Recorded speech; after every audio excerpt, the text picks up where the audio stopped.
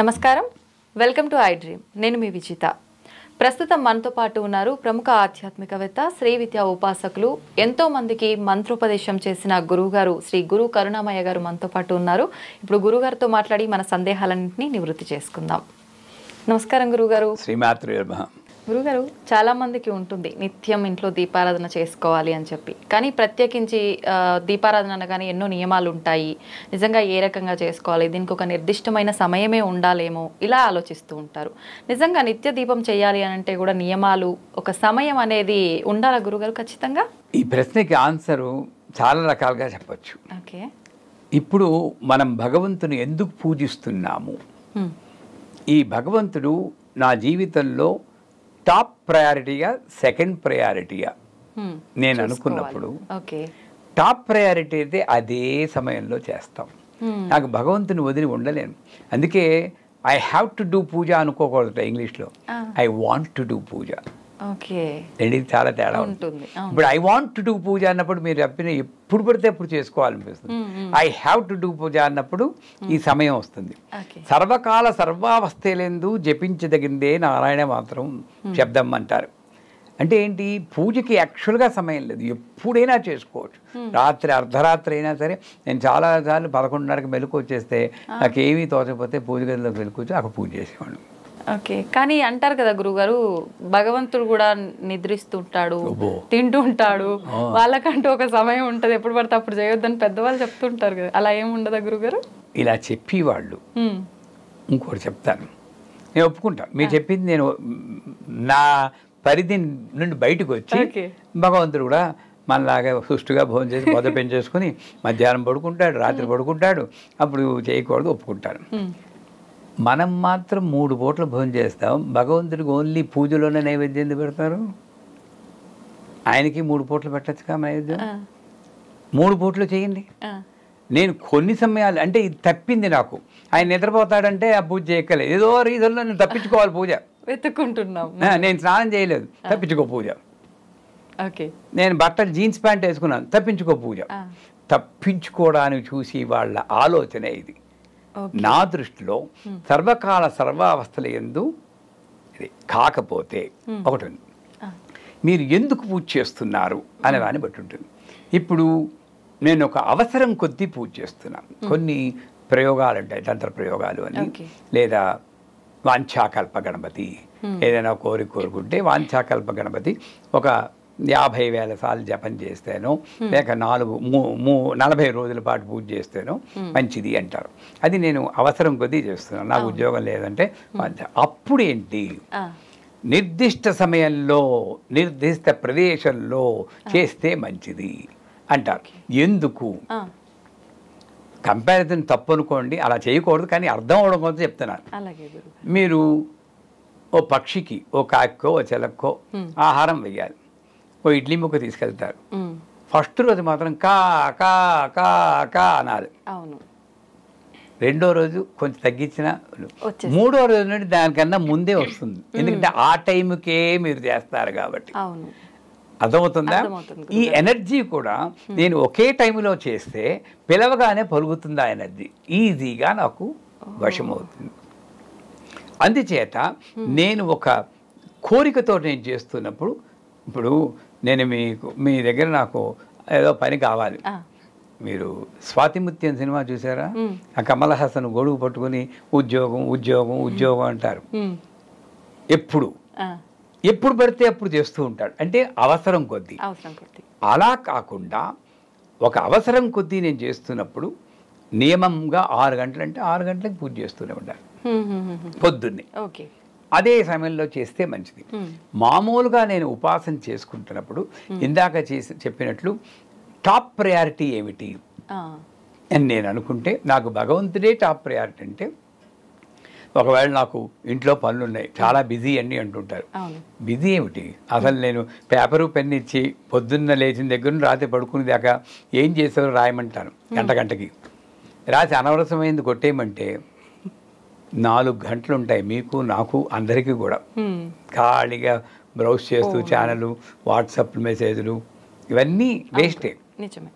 So ఆ రకంగా చూస్తే 4 గంటలు వేరు. అప్పుడు నేనేం చేయాలి, నిర్దిష్ట సమయంలో పొద్దున్నే లేచి సంసారంలో పడడానికి ముందే 4:30కి పూజ చేస్తే అద్భుతమైన ఫలితాలు వస్తాయి. సో మీ ప్రశ్నలోనే ఉంది, పూజ అన్నది ఒకే సమయంలో చేస్తే చాలా మంచిదే. అవును గురువుగారు. ఎప్పుడు పడితే అప్పుడు నాకు వీలున్నప్పుడు అన్నది అంత మంచిది కాదు. కాకపోతే పరిస్థితుల ప్రభావం వల్ల ఒకే సమయంలో నేను చేయకపోయినా మీరు వంట చేస్తూ ఉంటే కలుపుతూ ఓం నమో భగవతే వాసుదేవాయ, అది పూజ కదా. అవును. మీటింగ్కి మధ్య నుండి ఐం హ్రీం క్లీం చాముండాయ జపం చేయండి, పూజ కాదా. అలాగ నేను ఎప్పుడు నాకు అవకాశం దొరుకుతుందో అప్పుడు నేను భగవన్నామం చెప్పగలిగితే ఈ ప్రశ్న ఉదయించదు. నేనేం చేస్తున్నాను, పూజ గదిలో కూర్చుని ఇలా అన్నదే నేను పూజ అనుకుంటున్నాను. కానీ శాస్త్రం అలా చెప్పదు. నువ్వు చేసే ప్రతి పని పూజే, ప్రతి వాక్కు మంత్రమే అంటుంది. అకారాది క్షకారాంత మాతృకా వర్ణోపుని వైఖరీ వాక్ స్వరూపాయే నమః అంటారు. ఆ నుండి క్షా వరకు ఏక్షం వెలిగిన మంత్రమే ఉంటుంది. ఇక పూజ ఏంటండి, నేను సెపరేట్ చేశాను. నా ప్రాబ్లం వల్ల ఏంటంటే భగవంతునే సెపరేట్ చేశాను.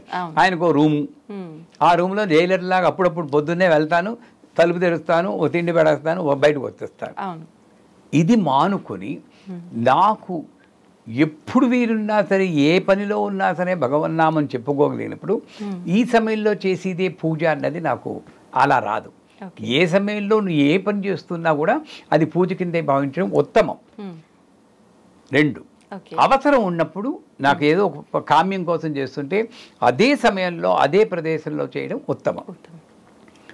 అంతేకాని ఎప్పుడు పడితే అప్పుడు నాకు తోచడం లే, ఖాళీ ఉంది కదా పూజ చేద్దాం అనుకోవడం కానీ, బోల్డ్ పనులు ఉన్నాయని వాళ్ళతో కబుర్లు చెప్పుకుంటూ అది కబుర్లు అయిపోయి పూజ చేయడం కానీ, ఇది చాలా తప్పు. అంటే ఏంటి, నాకు ఈవిడ లాస్ట్ ప్రయారిటీ, నిర్లక్ష్యం. మిమ్మల్ని మా ఇంటికి పిలుస్తాను, కుర్చీలో కూర్చోబెడతాను, నా బాడికి నేనేదో సోది చెప్పుకుంటూ అన్నీ చేస్తాను, మీకు ఎలా ఉంటుంది? ఇబ్బందిగా ఉంటుంది. ఆ పూజ గదిలో అమ్మవారు కూడా అలాగే ఉంటుంది, సరైన టైంలో లేకపోతే. అంచేత ఇది కస్టమైజ్డ్ ఆన్సర్ నేను ఇవ్వలేను. ఎవరి స్థితులకి పరిస్థితుల ప్రభావంగా వాళ్ళు అనుగుణం చేసుకుని నేను నిత్యం చేసేటటువంటి కర్మల్లోనే అమ్మవారిని నేను మిళితం చేసుకోగలిగితే నా ప్రతి కర్మ కూడా పూజ కిందే ఉంటుంది. ఓకే గురుగారు, పూజ చేసేటప్పుడు ఖచ్చితంగా పువ్వులు ఉంటేనే పూజ చేయాలా, పువ్వులు లేకుండా చేసే పూజకి ఫలితం ఉండదా, ఖచ్చితంగా నిత్య దీపారాధన చేసే వాళ్ళు నైవేద్యం అనేది నివేదన చేయాలా ప్రతిరోజు, ఇలాంటి సందేహాలు కూడా ఉంటాయి కదా గురుగారు, వాటి గురించి? ఇది వీటినన్నింటినీ ఉపాధులు అంటారు. లలితా సహస్రనామం మీకు అలవాటు ఉందో లేదో కానీ సర్వోపాధి వినిర్ముక్త సదాశివ పతివ్రత అంటుంది. ఈ ఉపాధుల నుండి బయటపడి అతీతమైన స్థితిలోనే ఆవిడ ఉంటుంది, ఆవిడ దొరుకుతుంది అని. పరశురామ కల్పసూత్రం అని ఒకటి ఉంది, అథారిటీ మనకి శ్రీ విద్యకి. అంటే వాళ్ళు రాసిన వ్యాఖ్యానాలు నేను చెప్పను, వాళ్ళ ఓన్ కమెంట్ చేస్తుంటారు. ఇది శాస్త్ర ప్రమాణమైన గ్రంథం. దాంట్లో మీరు అడిగిన క్వశ్చన్లన్నిటికీ సమాధానం వస్తుంది. లం ప్రతిజ్ఞాత్మనే సత్సంగం గంధం కల్ప్యావనమ. గంధం రాయడం కాదురా. ఎలా ఉన్నారు విజిత గారు అంటే బాగున్నానండి అనకుండా అమ్మ దైవలో బ్రహ్మాండంగా ఉన్నాను. అమ్మ బ్రహ్మ 2 పదాలు వచ్చేసాయి. నువ్వు ఎవరితో మాట్లాడినా సరే భగవంతుని నామం చెప్పుకుంటే అది గంధం. అంతేగాని ఇలా తీసుకుని గోడికాయలాగా ఇలా విసరడం చేస్తాం కదా మనం. ఇలా తీసి ఇలాగా ఎవరు నేర్పించారండి అవన్నీ? నువ్వు తప్పేనా? మన ముఖం మీద ఇలా విసిరితే మనకి చికాకు రాదు అని చేత అది గంధం కాదు. నెక్స్ట్ వస్తుంది మీరు అడిగిన పుష్పాలు. నేను ఎక్కడికున్నో పుష్పాలు కోసుకుని వస్తున్నాం. ఆ పుష్పం కోసేటప్పుడు కూడా మంత్రం చెప్పాం. పరా పరా పరా పరా ఎవరిని తెచ్చుకుంటూ చేస్తూ ఆ పుష్పంలో మీరు ఇందాక ఒకసారి క్వశ్చన్ అడిగారు, వాళ్ళ వస్తువులు వాడచ్చా వీళ్ళ వస్తువులు వాడచ్చా అని. మరి మీరు కోస్తున్నప్పుడు ఎవరిని గురించో తిట్టుకుంటూ ఉంటే మరి ఆ ఎనర్జీ కూడా దీంట్లోకి వెళ్తుందిగా. వాటిని మరి పూజ ఎలా చేస్తారు? పుష్ప విలాపం అని చెప్పి దేవులపల్లి కృష్ణశాస్త్రి గారి గానం మీరు విన్నారో లేదో. అప్పుడు ఆ పుష్పం కోసేటప్పుడు కూడా చెట్టు నుండి విడదీస్తున్నానని చెప్పి ఒక మంత్రం చెప్పుకుంటూ తల్లి నా పూజ కోసం నేను ఏదో తీసేస్తున్నాను క్షమించు అనుకుంటూ ఆ భావనతో చేస్తే కోసేటప్పుడు కూడా పూజ అవుతుంది. అప్పుడు అలాంటి పుష్పాలు మనం వాడాలి. కానీ పరశురామ కల్పసూత్రంలో ఇంద్రియ నిగ్రహం పుష్పం కల్పయానమః. కావాల్సిందేమిటి?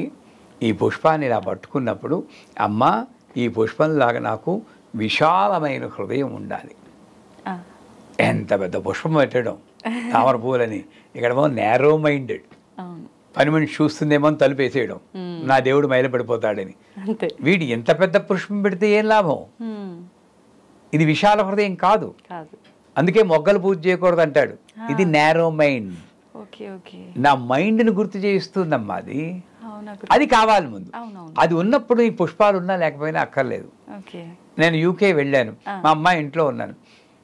పుష్పం కొనాలంటే ఇంత బొకే కొనాలంటే దగ్గర మన రూపాయల్లో చూస్తే 600 రూపాయలు. నేను రోజుకి 600 రూపాయలు పెట్టి ఆ పూజ చేసినప్పుడు బాధ వేస్తూ ఉంటుంది. ఎవరి మైండ్ కంట్రోల్ చేసుకోలేం కదా అని చెప్పి ఏం చేశారు, అక్షతలు తీసుకున్నాం. ఈజీ, అక్షతలు పూజ చేస్తూ. కానీ ఇక్కడ దొరుకుతాయి, పూజ చేయండి. కానీ అది కాదు నాకు ముఖ్యం. ఇంద్రియనిగ్రహం పుష్పం కల్ప్యానం, అరిషద్వర్గ విసర్జనం ధూపం కల్ప్యానమ. నేనేం చేయాలి? అగరత్తు వెలిగించినప్పుడు ఇలా వెలిగిస్తూ, అమ్మా దీనికి ఉన్న నల్ల కలరో ఎర్ర కలరో ఉంటుంది కదా, అలాగ నాలో మలినాలు ఉన్నాయి. కోపము, ద్వేషము, ఈర్ష్య, అసూయ, ఇవన్నీ కూడా నీ జ్ఞానం అనేటువంటి అగ్నిలో దహించుకడుగాక. దాన్ని కాల్చి అదంతా మంచి గంధం వస్తుంది, అంటే మంచి క్యారెక్టర్. ఈ మలినాలని పోయి నాలో మంచి క్యారెక్టర్ వచ్చేటట్టు అనుగ్రహించు అని ఆవిడికి ఇలాగే పట్టుకుని ఇలా చూపిస్తాం. ఇలా తిప్పకూడదు. మనకి ఇంకా అక్కడ మిస్ను అమ్మరు. డైలీ యూస్కి అయితే చాలా చీప్గా దొరికి అగరబత్తులు పెద్ద కట్ట కొనుక్కుంటాం, ఘాటుగా ఉంటుంది, పేర్లు అనవసరం. పండగకైతే సైకిల్ బ్రాండ్ అగరబత్తి. ఇది మనలో ఉన్న రాంగ్ థింకింగ్. అగరత్తు అంటే ఇది అర్థం. ఇవన్నీ వదిలేయండి, అసలు నైవేద్యానికి వద్దాం. వం అమృత తత్వాత్మనే శివశక్తి సామరస్యం నైవేద్యం కల్ప్యానమం. భార్య భర్త కొట్టుకోకుండా ఉంటే అది నైవేద్యం. ఇది కష్టం కాబట్టి పులిహార బూర్లు పెట్టే తింటే తిను పోతే పో, తింటే తిను పోతే, ఇదే కదా ముద్ర. నాకు అంతే అంతే తినిపించు, అది కూడా తిండే తిను పోతే పో, తిండే తిను పోతే తినిపించ, లేదా ముద్రలు చూపించండి. ప్రాణాయ స్వాహ, అపానాయ స్వాహ, వ్యానాయ స్వాహ, ఉదానాయ స్వాహ, సమానాయ స్వాహ, బ్రహ్మణే స్వాహ. నేను అటు తినిపించను, ఇటు ముద్రలు చూపించను. పోనీ భక్తిగానే ఇలా అంటానా లేదా? ప్రాణాయ స్వాహ, ప్రాణాయ స్వాహ, వస్తున్నా. ఈ మధ్యలో ఒకటి అక్కడ కూర్చున్న దేవతకి, ఒరే నువ్వు వెళ్ళి అతనికి నాకు ద్వారా నీ తిండి అక్కర్లేదు అంటుంది. మాటలతో చెప్పే పని అయితే తరివేసేవారు అమ్మవారు కూడా. అంచేత అసలు చేయాల్సింది ఏంటంటే భార్యాభర్తలు కొట్టుకోకుండా ఉంటే, మనం ఎలా అయితే మన కొడుకు కోడలు కొట్టుకోకుండా ఆనందపడతామో, ఆ జగన్మాత కూడా ఈ కొడుకు, ఈ కోడలు, ఈ కూతురు, ఈ అల్లుడు కొట్టుకోకుండా ఉంటే ఆనందంగా ఉంటుంది. ఇది తల్లి పూజకు కావాల్సినవి. అవి ముందు నేర్చుకుని తర్వాత మనం ఇవి చేస్తూ దాన్ని గుర్తు తెచ్చుకుంటే జీవితాలు చాలా బాగుపడతాయి. చాలా కష్టమే గురుగారు ఇవన్నీ జరగాలంటే ఇప్పుడున్న రోజుల్లో. అంతే కదా గురుగారు? కష్టమే, ప్రయత్నించాలి. ఇప్పుడు మీ అబ్బాయి 12వ ఎక్కం ఒప్పచెప్పుంటే చాలా కష్టం అమ్మా అంటే మీరేమంటారు? కష్టపడడం కష్టమేంటి, ప్రయత్నించు అంటాం. అదే నేను మీకు చెప్తున్నాను, కష్టమేంటి, ప్రయత్నించండి. ప్రయత్నిస్తాం గురుగారు. ధన్యవాదాలు గురుగారు.